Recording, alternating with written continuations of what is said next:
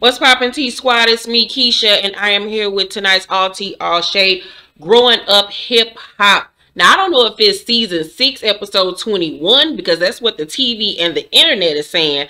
But then again, they keep on calling this a new season, so I don't know if this is season 7, episode 1. I don't know. I'll figure it out later. So happy that my show is back. I love Growing Up Hip Hop. You all love the show. It gets a lot of views. Tonight I went live and spoke about Tasha K's interview with Ariana Curry, so make sure you check that video out. Also, make sure you guys are tuning into my movie Paper Heart on Tubi and my new book box for my upcoming novel Dream 3. That's not the title though. It's available for pre-order. The link is down below in the description box. And also, guys, make sure you thumbs up this video, like and subscribe, and hit that notification bell button so you know when my videos drops. Also, one more bit of tea. I will be interviewing my pastor, Trina Davis. She is the pastor of Word for the World Ministries International. She is Sheridan, my good friend who has been on my channel. We have Tea Party Together, our show. Miss Davis is her mother. She is not only a decorated pastor, but a decorated singer. And she just released a new single after a long hiatus from the music industry. So I'll be interviewing her this Saturday. The interview will be up, though, on my channel next Tuesday. So make sure you guys tune in. I know you guys love Sheridan, so now you get to see the woman who raised her and helped mold her into the woman that she is today. It's going to be a spectacular interview, so make sure you guys tune in. And today, you guys, I found out when I went to my radiation treatment that next Friday will be my last day of radiation. I actually get to stop early, so I'm super excited. Next Friday I will be ringing the bell and my radiation treatments will be over. I'm going to vlog everything so you guys can see it, so make sure you tune in for that. And thank you all once again for being my support system during this time. Okay, a lot of shit to get out. All right, so in tonight's episode, it starts off with Tretch visiting Tyran at the dojo. Tyran in there hitting one of them goddamn dummies going. I'm like, Tyran, Jesus Christ. So Tretch asks, has TT and Egypt spoken? And he was like, nah, that ain't happened. I'm like, Tretch, stop trying to make fetch a thing. They will never be like they were. So he asks, Tyran asked Tretch, did he hear about Sam in Egypt? And he was like, yeah, he heard about the arrest, but he didn't hear it from them. I'm like, what more does this child have to go through to see that this nigga is just destroying her life? Like, god damn, I know I was dumb, but Jesus Christ. So we then see Tretch's wife, Cicely. She pops in. I don't know if you guys remember, they were on that seasons of Couples Therapy on VH1 back in the day. So it's good to see that they're still together. I wish her look would have been a little bit better, but okay, all right. So Tyran says that Sam's homeboy was fighting and that he jumped in, Sam jumped in, and then Egypt jumped in and stole on one of the dudes. I don't know who the fuck this little girl thinks she is. I don't know if she thinks she busted Douglas or some shit. Like, little girl, go sit down. You didn't hit one person and you snuck and done that shit. And now you think you G.I. Jane or somebody. Girl. So Tretch was like, you know, he could have been dead. Like, anything could have happened that night, you know what I'm saying? And they just not thinking. Like, and I'm happy that Tretch is finally coming to the light, Caroline, and seeing what we've all seen all these seasons, that this little nigga ain't shit. So Cecily was like, you need to talk to Egypt and get the full story yourself. You know what I'm saying? Because she said that they called her and told her, how you gonna call and tell the wife but don't tell your daddy? But you supposed to be so grown. Okay.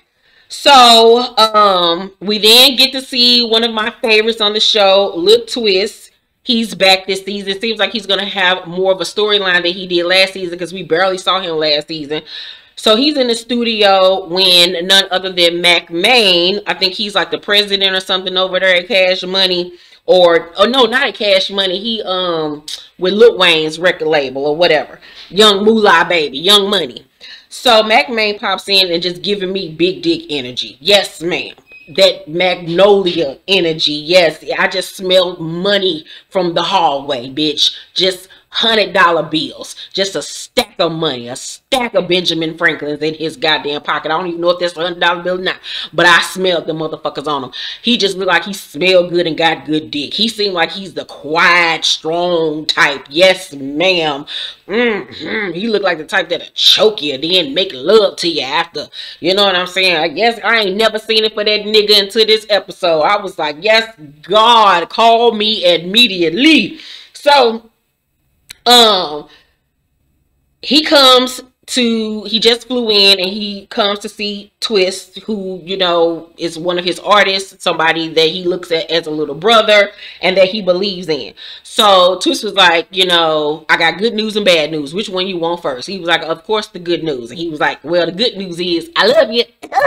And he looking like, nigga, get the fuck to it. So Twist tells him that when he went home to Texas to see his mama, he had a gun in the car. And immediately Mac Main is looking at him like, you dumb motherfucker, you. This is what the fuck you had me come on here on this goddamn show for. So Mac Main was like, no, I'm sorry. So Twist was like, you know, the gun laws are free out there. And Mac Main was like, yeah, for people without a felony, dickwad. Like, the fuck is you talking about? So Twist tells him that he got to go back to Texas and handle that, which could give him his third strike. Mind you, he already got 2 strikes. Third strike mean, nigga, your ass getting life in motherfucking jail. You gonna be sitting in the jail cell right next to your daddy, sitting on the dock of the bay. Like, little boy, like, you was too little to be going to jail. That is gonna fuck the shit out of your little twiggy ass. Like, boy, you just want to get dick to the booty. So Mac Main is heated. Like, he looking like, nigga, like, how much more do you gotta go through for you to fucking get it? Like, you done had chance after chance. And he looked like he was very irritated and disappointed and let down by Twist's behavior. So Mac Main was like, what you thinking, bruh? You just not thinking. Riding around, just be riding around with a gun because it's cool? That ain't gangster. I was like, yes, you better teach the youth. The young black youth. I was like, yeah, I love the fact that he told his ass right. He wasn't on no nigga shit, like the shit was a good decision or like that was hard for him to run around with a fucking gun. He was telling his ass right. He was like, being gangster is being free. He was like, you know, you can't make money in jail or in the grave. You ain't thinking about your mama or nephews. That's selfish. Like, and he was like, you making yourself a liability.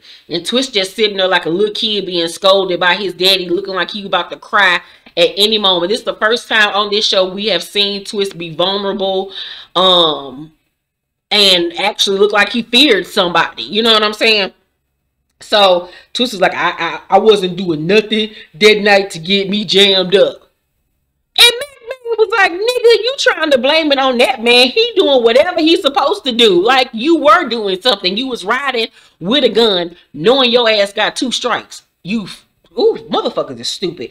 So Mac Main was like, you know, every time you walk out the door as a black man to make it back home is a blessing. That shit is a job within itself. Hey, the fuck man, I want to fuck him. Ooh, I want to be his wife. Yes, ma'am. Ooh, he ain't even my type all the way, but yes, ma'am.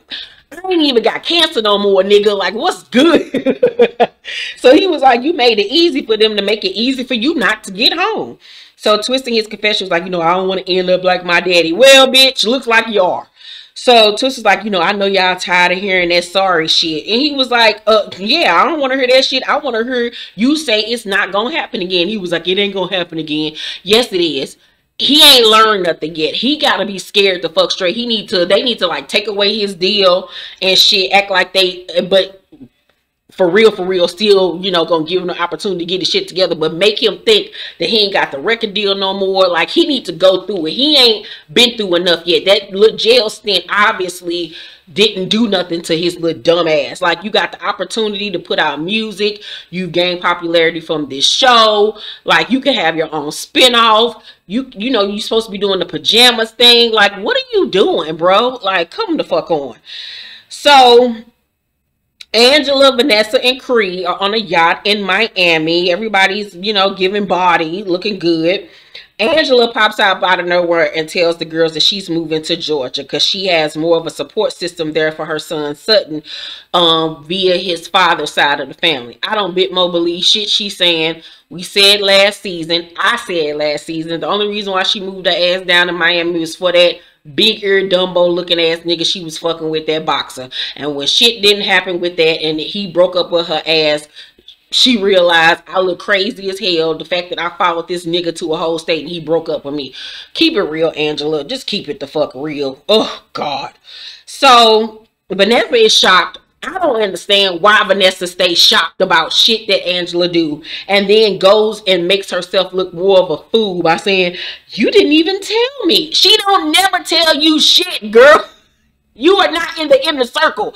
She don't tell your ass shit, girl. She don't consult with you about nothing. So Angela then pops up like, I already got the house. And both Cree and Vanessa was like, damn, like you done just moved on shit. Yeah, she has. Angela just goes where the wind blows. I don't know if she gonna be on growing up hip hop Atlanta too. She probably will be, but girl, let Angela do whatever the hell Angela gonna do. So Vanessa in her confessional was like, if there's a guy there I don't know yet, probably is knowing Angela as. So they all decide to head to New York to see JoJo's new baby and have a girls' night. So then we see new cast member Lazy Bone, who links up with Tretch. And I must say that Lazy Bone still look good. He looks very good, especially for his age. He looked better with his hat on via off, but he still looked nice looking. So him and Tretch link up and, they just talking about, the industry, losing people, to the industry beefs or just street beefs and, raising their kids and stuff. And Lazy Bone tells us in his confessional that growing up, he had been shot in the head at the age of 16 and that his best friend died before they was even 18. I didn't even know that he had been shot in the head. I didn't even, I grew up in that area. I was, what grade was I in? I was probably in the 5th grade when Bone Thugs and Harmony came out. I don't remember that at all, but like, wow, that's crazy. So, they get to talking, they steady talking or whatever, and Lazy was like, even with Sequoia talking about JoJo from Jodeci's daughter, he was like, even with her, it's already some drama. It was a situation that went on with the Simmons. That beef gotta go. Now, remember last season, Sequoia made her debut, and she had issues with Angela over her baby daddy, who she ain't even with. Girl, it was just a bunch of bullshit. And then remember, her and Tanise end up getting into it and almost fighting or whatever. She made herself look really dumb. It was a bad interest for her. Wasn't feeling Sequoia at all. And from what I'm guessing is Sequoia must be his artist or something. Because he was talking about how he believes that she could really be a star. So then we switch to JoJo and Tanise, who are at home with their new baby boy, Joey, who is absolutely adorable. He is so stinking cute. They discuss how they haven't been communicating well since they're so busy with the kids, because remember, they have a 6-year-old daughter. JoJo pissed me the fuck off when he sat there on that couch talking about that the baby looked like a light-skinned him. You's a fucking lie. That baby don't look shit like you. Thank the Lord. Boy, bye. That baby is cute. That's all I got to say. So Tanise was like, get to talking about, the first time around when, we had, our daughter, you was there, with her the first year while I was working, and then after that you started working on your career and I took over, but this time around I put a lot of things on hold, and I don't want to do that again this time. And in the beginning of the conversation, she was making it seem like she's the one that is the dominant full-time parent and he just gets to come and go as he pleases. And he was like, no, like I was there for her the whole first year, still here, helping with the kids, this, that, and the third. And JoJo was like, it looked like you're saying I don't help or whatever. And she was like, no, that's not what I'm saying, da da da da da. And so JoJo, of course, goes from 0 to 100 and gets upset and was like, y'all put the cameras down while I figure this out with my family. So he says to her, be real with me on camera. You gotta let me know when you need me or whatever. And I'm like, the cameras didn't even go down. Nigga, you was still mic'd up. You know how this shit go. Why the hell you tell them to put the cameras down when you was still mic'd up? We still gonna hear the conversation. What the fuck? So Tanise was like, you know, this could have been my moment. I could have gone for a walk because the baby at this point is sleeping in her arms. And he was like, okay, put him in the playpen. And she's on some, no, I want to hold him. See, bitches like her get on my nerves. You want to sit up here and fucking complain and shit, acting like he don't help. Then when he tell you, okay, I got him, I don't want to go. Girl, shut your ass the fuck up. She getting on my nerves. So then Angela and Vanessa pop up to see the baby. And Angela invites Tanise to their girls' night. And she says she's going to go.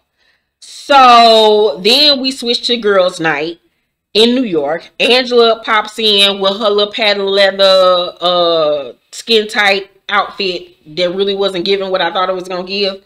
Tanise arrives. Vanessa arrives. Love Vanessa. Look, Vanessa strutted in like the supermodel that she is. Well, she wasn't a supermodel, but like the model she is. Then Cree joins the lady and was giving us body, oddy. You remember when I did my interview with her last year, she was saying, you know, how she got her body done. And I must say, job well done. That dress was giving me Dolce & Gabbana. So Cree sits down and she sees TT there. And she was like, I didn't know you were going to be here, Tahira. And TT was like, hi, you know, thinking everything is all good. And Cree was like, no, I didn't know you were going to be here. And that's when everybody catches on like, oh, this is a problem. So she was like, you know, y'all didn't tell me. I feel like I need to have a conversation with you and Vanessa. I can't just sit here and be fake and kumbaya with y'all. So at this point, Angela looking like, what the fuck is going on? Did not see this coming. She getting nervous. You know, when conflict arises, Angela act like she's on scared straight or some shit. So Cree was like, you know, you were involved. You know, so Vanessa sitting there like, what the fuck I do? Like, how am I getting in this shit? So Cree was like, you were involved in it. It's more for her talking about TT, but I want you to be there to have this conversation. So then Angela jumps in and tells me, I'm confused. I didn't know nothing about this. I'm dead serious. I don't want to be around this. I'll excuse myself because I'm just here for girls' night out. I don't do drama. Girl, you on a show that's based about drama. Like at this point, this show has been going on for 6-7 seasons. You are one of the executive producers on this show. You are getting on my goddamn nerves, acting like you above it all. Like, stop it with the foolishness, Angela. How hard was it for you to sit there and pick the conversation? You didn't have to get involved in it. You didn't have to say anything, but at least sit there and beat her. Especially if somebody's talking about they want to address your sister. I would be sitting there to see, making sure don't shit go left. Don't nobody disrespect her. You always getting up and leaving your goddamn sister and hanging her out the fucking dry. Now, I understand that Vanessa could probably stick up for herself, but still, like, stop it. Stop it. That shit is annoying. Someone you don't do drama, but your whole show is about drama. You're making money off of drama. Capping. Like, girl, sit the fuck down with that horrible outfit on. So she gets up and walks away and leaves. Tanise then leaves too. So it's just Cree, TT, and Vanessa. So Cree was like, you know, there are 3 things I don't fuck with: my family, my business, and my money. When it comes to my business, I don't like being portrayed in an unprofessional manner.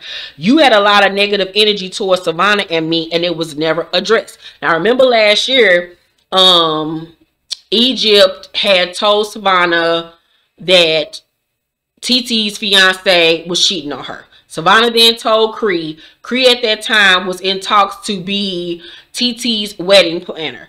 Since she didn't want to be involved in no drama or whatever, she just wanted to make her aware, she told Vanessa so Vanessa could tell her. Because she didn't want to be on some fake shit, being all up in this girl's face and knowing this information was being said about her. So then Vanessa went and told TT.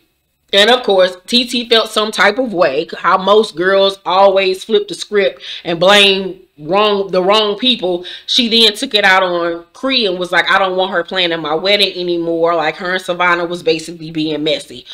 So I understood where Cree was coming from with that, because you did try to portray me like I was being messy and then didn't want me to do your wedding because I tried to help you out. Like, the fuck? Especially after you watched the season, you watched the show, you saw what my intentions were and that they weren't to be messy and harmful. I was trying to help you. There is an apology that needs to be made. So TT was like, I never did have anything against you. I don't know when I made it look like you were unprofessional. Okay, TT. Now, we're not about to do this. You know exactly what you did. Now, it might not have been as horrible to you because, like, you didn't call her out her name, this, that, and the third that we know of, but you did. Like, come on, girl. Stop. How hard is it for you to say, yeah, I took it out on you, I blamed you all. After watching the season, I see that there was no harm being done on your end, and I apologize for that. Simple. Simple and easy as pie. So Cree was like, you know, it should have been made clear that your issue was with your family. Facts. So TT in her confession was like, I'm not sure why Cree has an issue with me. I will not partake. Who cares? And I was like, okay, TT, normally I fuck with you, but in this case, you're wrong. You're wrong. You're wrong. So TT was like, you know, I thought we were going to be friends. I've never had anything against you. Cree was like, you know, I feel like you bully people sometimes. You called out Sam on his pockets. You call out Egypt and Sam on their living situation when you live in a house that your mama owns. And I was like, well, whoa, whoa, whoa, whoa, whoa. This shit went left.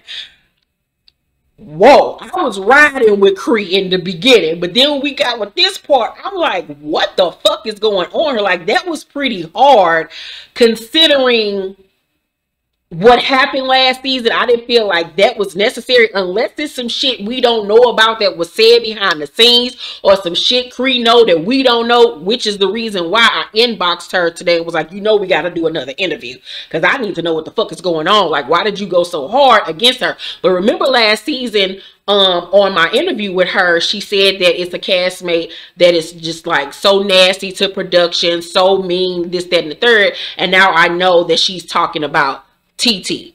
So I don't know if these are the reasons why she don't like her, if there were more things that were being said about her that she knows about but hasn't disclosed on the show yet, because she went in, baby. She exposed everything. Now, I don't believe that she bullied Sam and Egypt. Not at all. Not at all. Not at all. But to find out that you talking about them living at home with Egypt mama, but you and your nigga doing the same thing. Ain't that the pot calling the kettle black? So it's just like, ooh, girl, you put her on blast. TT didn't know what to do with herself. She looking like, who the fuck told this bitch my business? Angela. That's why Angela didn't want to fucking be there, talking about she don't know what the fuck going on. You know what the fuck is going on, because her and TT are like this. I mean, her and Cree are like this now. So you know exactly what the fuck is going on. So TT was like, why are you coming in so hot? So at this point, they going back and forth about Twitter because they both been taking shots at each other via Twitter. So Vanessa was like, you know, let me just say this. I will say that she's been bullied by Sam and Egypt, like not the other way around. So Cree stand by what the fuck she said. I said what the fuck I said on some Nene Leaks type shit. And she not backing up off of it. And that's just that. So she was like, regardless, I was going to bring this shit up either right here in the lobby. It was going to get brought up before the fuck we left. So TC was like, you know, exactly. It could have been handled, but didn't I give you my number? Like, I don't know what your plan is. I just can't. Or whatever. Now, I do agree that if it was that deep for you, Cree could have called her if she did have her number and say, girl, what the fuck? Like, what's the deal? You know, instead of going back and forth on social media, or instead of bringing it to the show, but maybe she wanted to bring it on the show because it started on the show. I don't know. That's why I want to talk to her and get her side of the story. So Cree was like, you know, you and your family bully each other, and that's what I've seen, and that's that. And then she gets up and sachets away, child. I was like, well, we see where things is going between them. So, Then at the end of the episode, Egypt meets with her dad, Tretch, and his wife, Cecily. And she is looking just like the transgendered Sam always wanted her to be. She literally has cut her hair off. You know, she cut her hair off last season. I love the little box look on her. You know, Egypt has very strong features, but she's a very pretty girl. But she looks better with long hair. The short hair, the short box on her looks very editorial and very cute. But this new Mr. T cut that sis got, girl, and them broad shoulders, them brolic ass shoulders, looking like she boxed for fun. And she even said it on tonight's episode that she boxes for fun. That bitch looked like she is over there drinking all the vitamin D milk and is on several steroids, drinking all the protein shakes, like them damn WCW arms. And her cut is just not the Gigiana.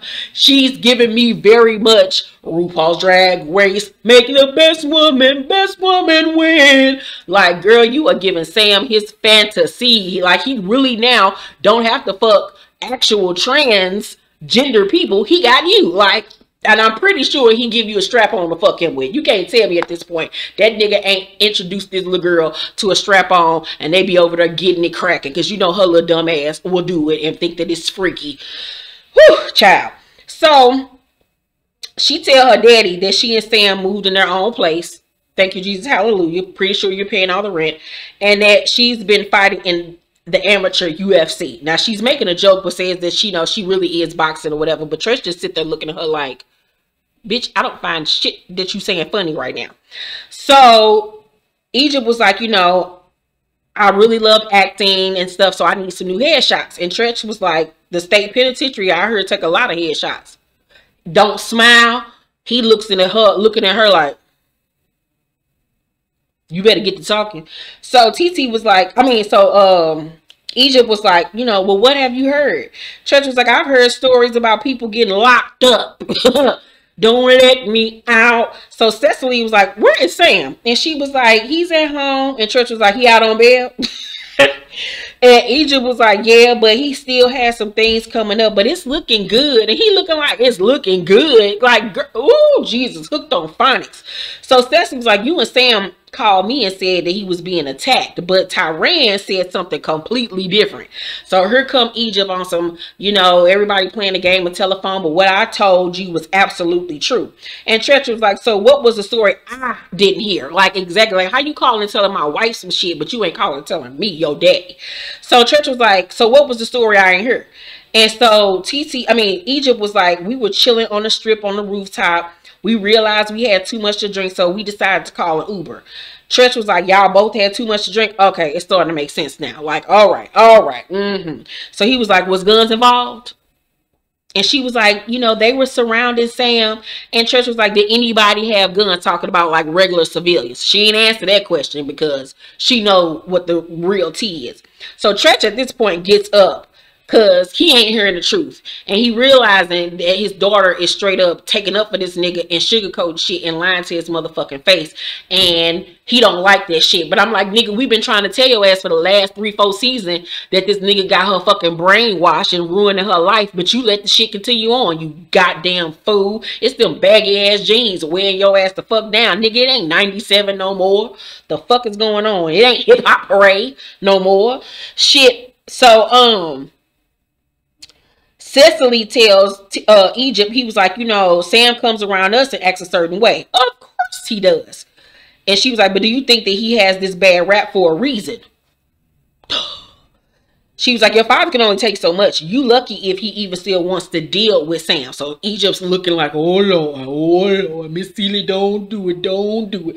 So she admits that alcohol definitely played a part in what happened that night, but early in the conversation, she acted like it didn't.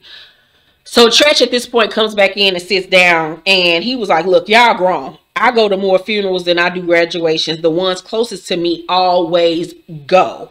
I can't do nothing if don't nobody give me the information. You in America, you're black. That's the only reason a cop needs to kill your ass. The fuck about that don't you get, little girl? Ugh. So you can tell that he's very disappointed in her and just like, what the fuck have I done? I'm wondering, is Pepper even gonna be on this season. I don't really think we probably gonna see Pepper this season because they got Cecily on there. I was very shocked to see that they added her to the cast. Because that's another check, you know, going into the Tretch household. But it's good. I would love to see them all be together and be this blended family. I wonder, do Cecily and Pepper get along? I would like to see that on camera. And I love the fact that Tretch identifies Tyran as being his son, even though he's not his biological father. So I do love that. I'm looking forward to see what Lazy Bone is going to bring to the show, what newbie Sequoia is going to bring to the show, and her father JoJo is going to be on the show also this season. So we've added even more cast members to the show. It looks like this season is going to be really good. The season premiere episode was good. I give it a B+. I give it a B+. I really do. Let me know what you thought about tonight's episode down below in the comment section. Make sure to thumbs up this video, like and subscribe, hit that notification bell button. I love you guys, and I'll see you on the next video. Bye.